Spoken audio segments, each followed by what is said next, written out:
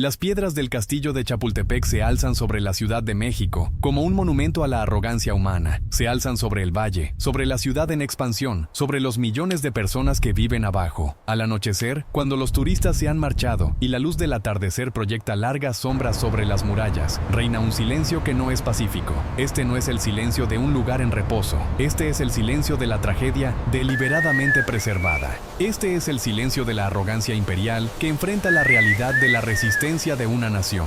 Este es el silencio de un sueño extranjero que se estrella contra las antiguas piedras del propio México.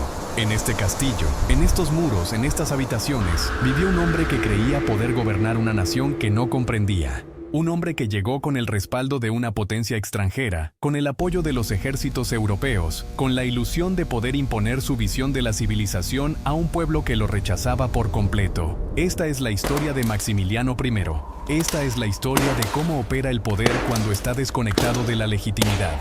Esta es la historia del Palacio Oscuro. Esta es la historia de lo que sucede cuando un extranjero intenta gobernar una nación. Cuando la maquinaria institucional se desmorona, cuando el pueblo mismo se alza en resistencia. Esta es la historia que explica todo lo que vino después. Pero antes de examinar a Maximiliano, antes de comprender el castillo donde vivió en su fantasía de monarquía mexicana, debemos comprender el patrón que lo precedió. Debemos reconocer la maquinaria que creó las condiciones para su llegada. Debemos ver cómo la historia prepara el terreno para la tragedia. Debemos comprender que la historia de Maximiliano no es única, forma parte de un patrón más amplio, forma parte de un sistema que se ha repetido a lo largo de los siglos, a lo largo de los continentes, a lo largo de las generaciones. El patrón no comienza con Maximiliano, sino con el hombre que se le resistió, que lo derrotó y que, en última instancia, resultaría más destructivo para México que cualquier invasor extranjero. Este hombre fue Benito Juárez, y su historia es la base sobre la que se asienta todo lo demás. En 1806, un niño zapoteca nació en Guelatao, Oaxaca. Su nombre era Benito Juárez. La historia oficial dice que fue el mejor presidente de México. Lo celebran como un héroe. Ponen su rostro en la moneda. Ponen su rostro en los edificios. Nombran ciudades enteras en su honor. Enseñan a los niños en las escuelas a venerarlo. Lo comparan con Abraham Lincoln. Lo comparan con George Washington. Lo convierten en un dios. Lo elevan a la condición de ícono nacional. Pero la verdadera historia es más oscura, mucho más oscura de lo que admite la narrativa oficial. Para 1872, cuando Benito Juárez murió en el poder, había robado 4.5 millones de hectáreas de las comunidades indígenas. 4.5 millones de hectáreas. Esos son 9 millones de campos de fútbol. Eso es más grande que Bélgica. Eso es más grande que Honduras. Esa es tierra que había pertenecido a su propio pueblo durante siglos. Tierra que los había sustentado. Tierra que era sagrada para ellos. Tierra que contenía las tumbas de sus antepasados. Él llamó a esto progreso. Él llamó a esto modernización. Él llamó a esto civilización. Pero lo que él en realidad estaba haciendo era destruir sistemáticamente a las comunidades indígenas a través de la ley, a través de la burocracia, a través de la maquinaria del Estado. Cuando las comunidades indígenas resistieron, cuando protestaron por el robo de sus tierras ancestrales, cuando argumentaron que las tierras los habían sustentado por generaciones, cuando creyeron que tenían el derecho de mantener lo que era suyo, él los hizo masacrar por el ejército mexicano. En San Dionisio, Ocotepec, 340 familias zapotecas fueron violentamente desalojadas de sus tierras ancestrales. 23 fueron asesinadas. 67 resultaron heridas. Niños fueron separados de sus padres. Familias fueron destruidas. Casas fueron quemadas. La tierra fue para Ramón Mendoza, el amigo personal del presidente. Mendoza recibió 23,000 hectáreas de tierra robada como recompensa por su lealtad. Esto no fue un accidente. Esto no fue una coincidencia. Este fue el sistema funcionando como fue diseñado. Los documentos existen, están en archivos. Muestran que Juárez sabía exactamente lo que hacía. Sabía que las comunidades indígenas estaban siendo desposeídas. Sabía que las personas estaban siendo asesinadas. Sabía que las familias estaban siendo destruidas. Firmó las órdenes. Nombró a los generales. Implementó las políticas. En cartas personales a su yerno, Pedro Santacilia, cartas que han sobrevivido y han sido documentadas, Juárez escribió sobre los indígenas como poseedores de un instinto animal que impide la civilización.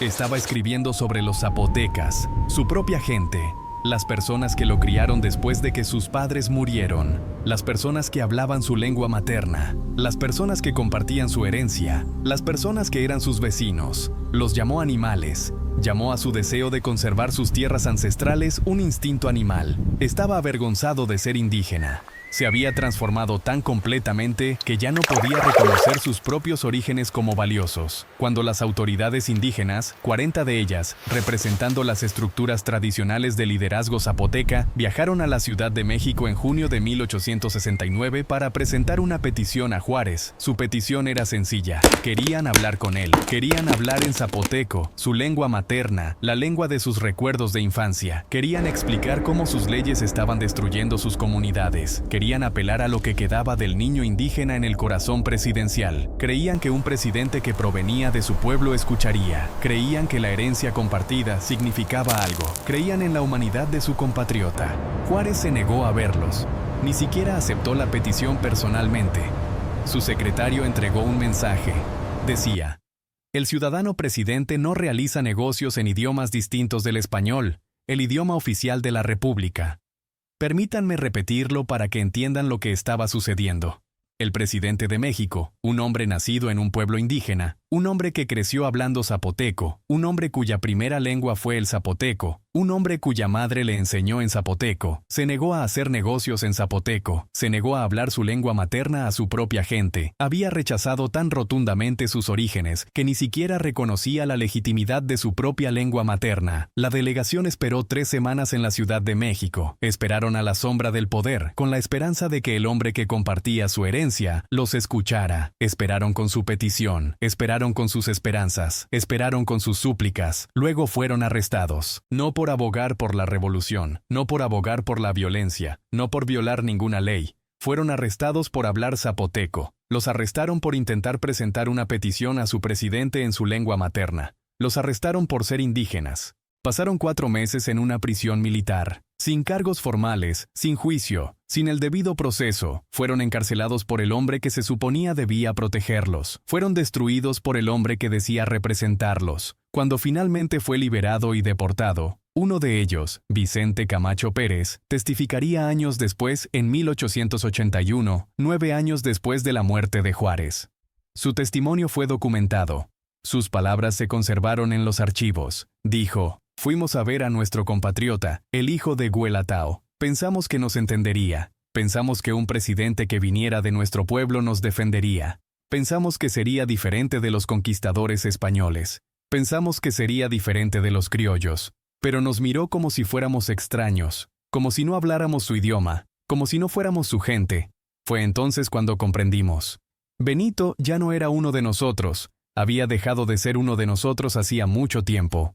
Se había convertido en algo completamente distinto. Se había convertido en lo que nos conquistó. Se había convertido en el instrumento de nuestra destrucción. Y cuando Juárez murió, en 1872, en su escritorio, trabajando en asuntos de Estado, manteniendo la autoridad hasta su último aliento, ¿qué pasó? ¿Se enfrentó a una investigación? ¿Se enfrentó a la rendición de cuentas? ¿Se enfrentó a un proceso judicial? ¿Se enfrentó a la justicia? No, murió con absoluta impunidad. No rindió cuentas. No fue procesado. No fue castigado. El sistema lo protegió. La maquinaria institucional que había perfeccionado lo protegió incluso en la muerte. En lugar de enfrentar la justicia, en lugar de rendir cuentas, fue elevado. Sus documentos fueron sellados de inmediato por su sucesor, Sebastián Lerdo de Tejada. Sus cartas comprometedoras, aquellas en las que expresaba desprecio por los indígenas, donde ordenaba la represión, donde se coordinaba con oligarcas para robar tierras comunales, fueron eliminadas del registro oficial. La verdad fue enterrada. Los documentos fueron destruidos. La evidencia fue ocultada y fue transformado en un dios, un héroe nacional. El benemérito de las Américas, el digno de las Américas. Esta transformación no fue accidental, fue obra deliberada de una maquinaria institucional diseñada para proteger el poder. La narrativa se construyó con cuidado. El mito se construyó ladrillo a ladrillo. La verdad se silenció sistemáticamente. Y el resultado es que, durante más de 150 años, Juárez ha sido celebrado como el mejor presidente de México. Las escuelas enseñan sobre él. Los niños aprenden a venerarlo. Su rostro está en los edificios. Su nombre está en las calles. Su legado está protegido. Sus crímenes se olvidan. Así funciona el sistema. Así opera el poder institucional. Esta es la maquinaria de la traición. Así se preserva el poder a través de las generaciones. Ahora, al entrar en la segunda mitad del siglo XIX, México se enfrenta a una nueva amenaza, una invasión extranjera. Un emperador francés, Fernando Maximiliano José, archiduque de Austria, llega a México en 1864 con el apoyo de las tropas de Napoleón III. Viene a establecer el Imperio Mexicano. Llega con delirios de monarquía universal, con la creencia de que puede gobernar una nación que no comprende, liderando a un pueblo cuyo idioma apenas habla, implementando políticas diseñadas en Viena y París, en lugar de surgir de la realidad mexicana. El oscuro palacio de Chapultepec se convierte en su residencia. El castillo se alza sobre la Ciudad de México como un símbolo de la arrogancia europea. Dentro de esos muros, Maximiliano intenta construir un imperio mexicano inspirado en la monarquía europea. Vive en el lujo, se rodea de pompa y ceremonia. Intenta convencerse de que el pueblo mexicano acepta su gobierno. La ironía de la historia mexicana es profunda y trágica. Mientras Juárez, un mexicano, un indígena mexicano, traicionó a su propio pueblo por medios legales, mientras usaba el lenguaje del progreso y la modernización para justificar el robo de tierras indígenas, México ahora es invadido por un monarca extranjero que, paradójicamente, demostraría ser más sensible a las preocupaciones indígenas que el presidente indígena. Maximiliano I, el emperador austriaco, establece la Secretaría de Asuntos Indígenas. Emite decretos que intentan proteger las tierras indígenas. Intenta limitar el poder de los hacendados sobre los trabajadores indígenas. Intenta crear una relación más justa entre el Estado mexicano y las comunidades indígenas. Reconoce que los pueblos indígenas están siendo destruidos sistemáticamente. Pero Maximiliano es un invasor extranjero, y México no aceptará un gobierno extranjero por muy progresista que sea. La resistencia mexicana a Maximiliano fue feroz, se levantaron ejércitos, se libraron batallas. El pueblo mexicano, bajo el liderazgo de Benito Juárez, defendió su nación de la ocupación extranjera. Las tropas francesas finalmente se vieron obligadas a retirarse. Maximiliano fue derrotado, fue capturado, fue juzgado, fue ejecutado, fue fusilado el 19 de junio de 1867 en el Cerro de las Tres Cruces, cerca de Querétaro. La República Mexicana fue restaurada. El emperador extranjero había muerto. La invasión había fracasado. La nación había sido defendida. Pero era demasiado tarde. El daño ya estaba hecho. Las tierras ya habían sido robadas. Las comunidades ya estaban empobrecidas. El sistema que Juárez había creado, un sistema de robo legal disfrazado de progreso, ya estaba institucionalizado. A la muerte de Maximiliano, al restaurarse la República, al regresar Juárez al poder, el proceso de robo de tierras indígenas continuó sin cesar.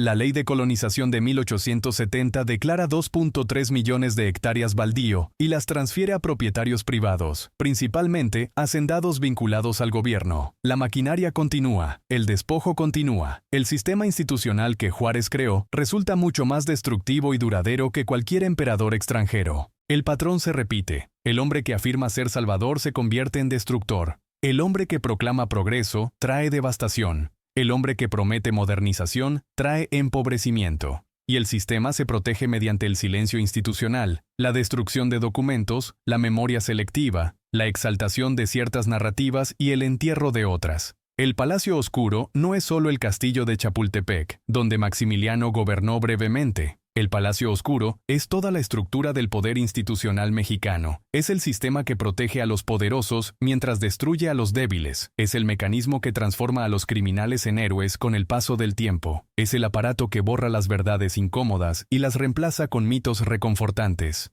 Avanzamos rápidamente hasta 1958. Adolfo López Mateos asciende al poder el 1 de diciembre. La historia oficial lo presenta como un presidente progresista que defendió los derechos de los trabajadores, nacionalizó la industria eléctrica y se erigió como baluarte contra la intervención extranjera durante la Guerra Fría. La prensa lo llama el presidente galán. Las mujeres suspiran a su paso, los hombres admiran su refinado porte. Los observadores internacionales destacan su fluidez en inglés, su educación cosmopolita, su representación de un nuevo México, moderno, profesional, alejado del caudillismo militar que había dominado la nación durante décadas. Pero la historia enterrada cuenta una historia diferente. Un hombre cuyo certificado de nacimiento posiblemente indicaba que nació en Guatemala, no en México, constitucionalmente inelegible para la presidencia que ocupaba. Un hombre que se autoproclamó de extrema izquierda dentro de la Constitución al ordenar el encarcelamiento de 10,000 trabajadores ferroviarios por organizar una huelga legal. Un hombre que recibió al líder campesino Rubén Jaramillo en el Palacio Nacional con promesas de protección y 3 meses después ordenó su ejecución junto con su esposa embarazada y sus 3 hijos. En agosto de 1946, un hombre llamado Adolfo Manero entró al Senado Nacional con una caja de cartón. Manero había sido candidato a senador por el Estado de México, pero perdió las elecciones. Dentro de la caja se encontraban documentos que podrían arruinar la carrera de López Mateos antes de que comenzara. Copias de un acta de nacimiento guatemalteca, declaraciones juradas de testigos, cartas, fotografías. Todo apuntaba a la misma conclusión. López Mateos no era mexicano de nacimiento. Era guatemalteco. Durante 7 días, el escándalo amenazó con arrasar con todo. Los periódicos de oposición publicaron acusaciones en titulares de primera plana.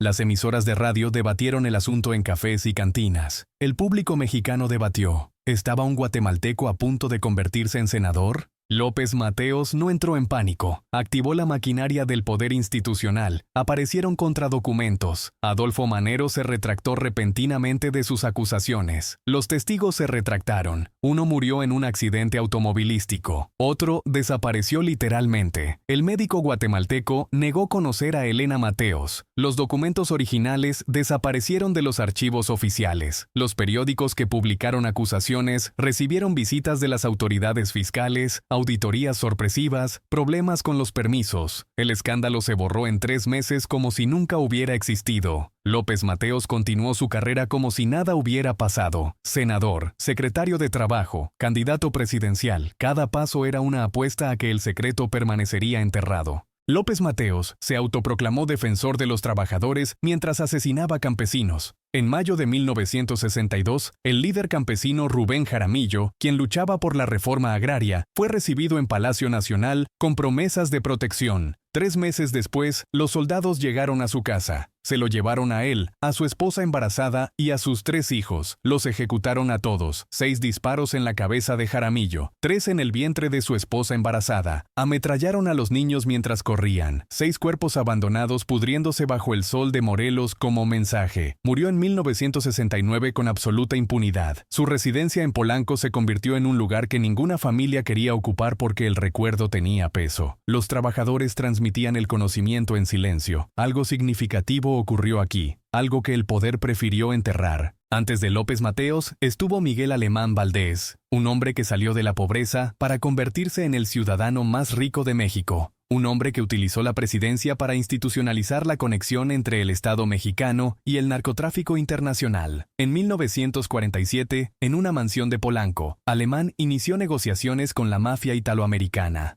Charles Lucky Luciano, deportado de Estados Unidos, necesitaba mantener su imperio criminal estadounidense. México, con sus 3,000 kilómetros de frontera con Estados Unidos y su sistema político corrupto, era el lugar perfecto. El acuerdo era institucional y sistemático. Mafiosos italianos proporcionaban capital y acceso al mercado estadounidense.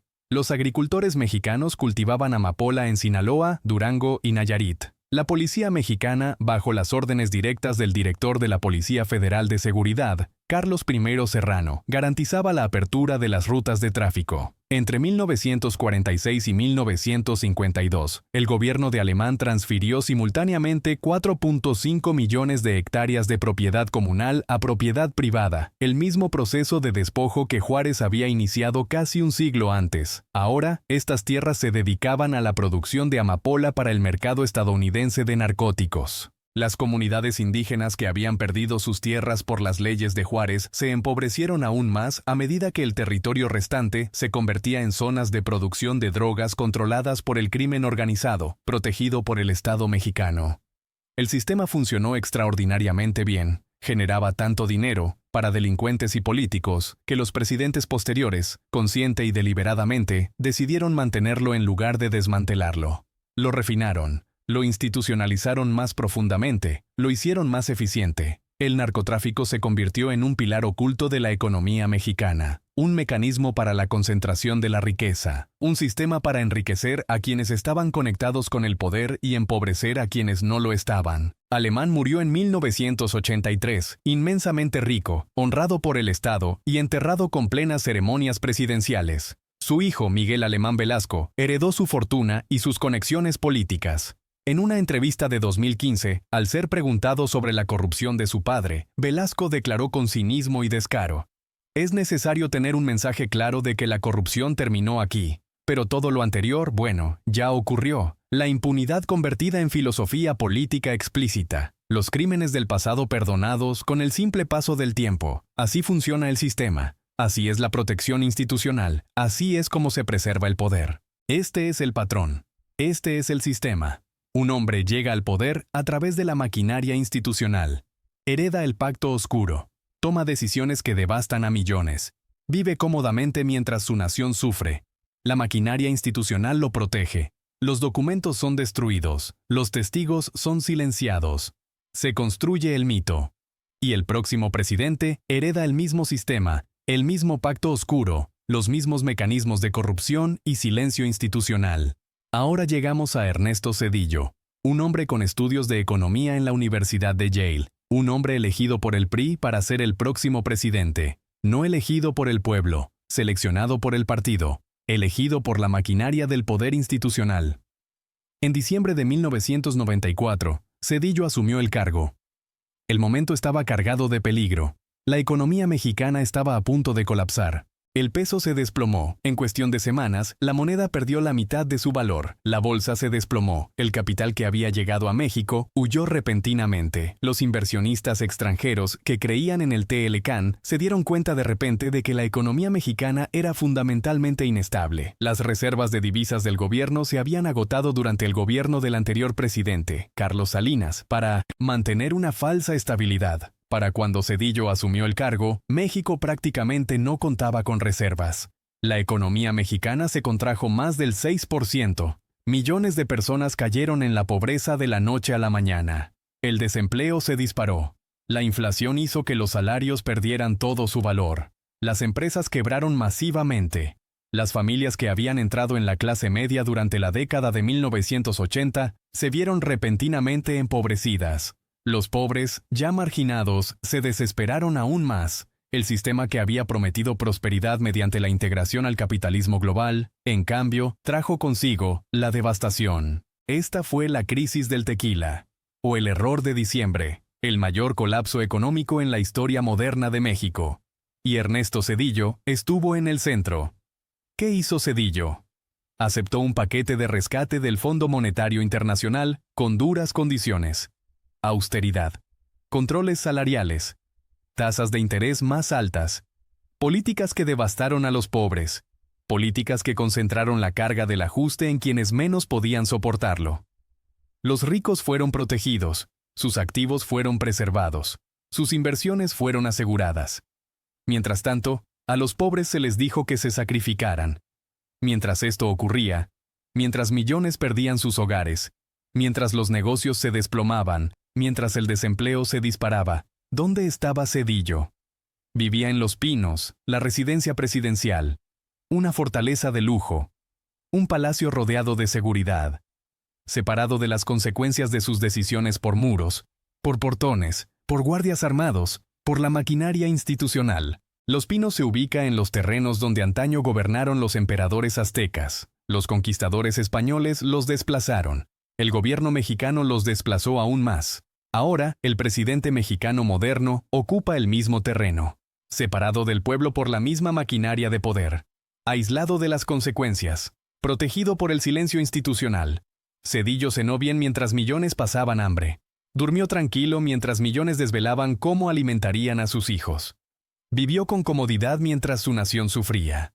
Tomó decisiones que arruinaron a millones, sin rendir cuentas. Las consecuencias económicas fueron catastróficas. En cuestión de meses, millones de personas se habían empobrecido. La crisis cobró vidas. Aumentaron los suicidios. La violencia familiar se incrementó, la delincuencia callejera se incrementó, la devastación psicológica se extendió por todo el país. Los padres no podían alimentar a sus hijos, los jóvenes no encontraban trabajo, los ancianos perdieron sus ahorros, comunidades enteras quedaron destruidas, la desnutrición aumentó, la falta de vivienda aumentó, enfermedades que se habían controlado volvieron a propagarse, la mortalidad infantil aumentó. Pero Zedillo no enfrentó ninguna investigación, no rindió cuentas, no enfrentó ningún proceso judicial, completó su sexenio y dejó el cargo protegido por la maquinaria institucional. ¿Qué sucedió después de que dejó el cargo en 2000? Fue rehabilitado. Se convirtió en presidente del Colegio de México, la institución académica más prestigiosa de México. Enseñó en la Universidad de Yale. Formó parte de consejos internacionales. Escribió libros sobre economía y democracia. Fue tratado como un intelectual. Su papel en el desastre económico se replanteó como una respuesta inevitable a circunstancias heredadas. Se construyó el mito. Se diluyó la responsabilidad. La maquinaria institucional continuó funcionando. El poder se protegió una vez más. ¿Ves el patrón? ¿Entiendes cómo funciona el sistema? Juárez prometió progreso y provocó genocidio indígena. López Mateos prometió defender a los trabajadores y los encarceló. Alemán prometió prosperidad y provocó narcotráfico. Zedillo prometió estabilidad y provocó colapso económico. En todos los casos, el hombre llegó al poder prometiendo salvar a su nación. En todos los casos, heredó la maquinaria institucional que utilizó para obtener poder y riqueza. En todos los casos, tomó decisiones que devastaron a millones. En todos los casos, vivió cómodamente mientras su nación sufría. En todos los casos, fue protegido por el sistema. En todos los casos, finalmente fue rehabilitado. El ciclo se repitió. El patrón se repitió. El palacio permaneció. La oscuridad persistió. Esto no es coincidencia. Esto no es accidente. Esto no es mala suerte. Así funciona el sistema. Así opera el poder en México. Así se perpetúa la maquinaria institucional a lo largo de las generaciones.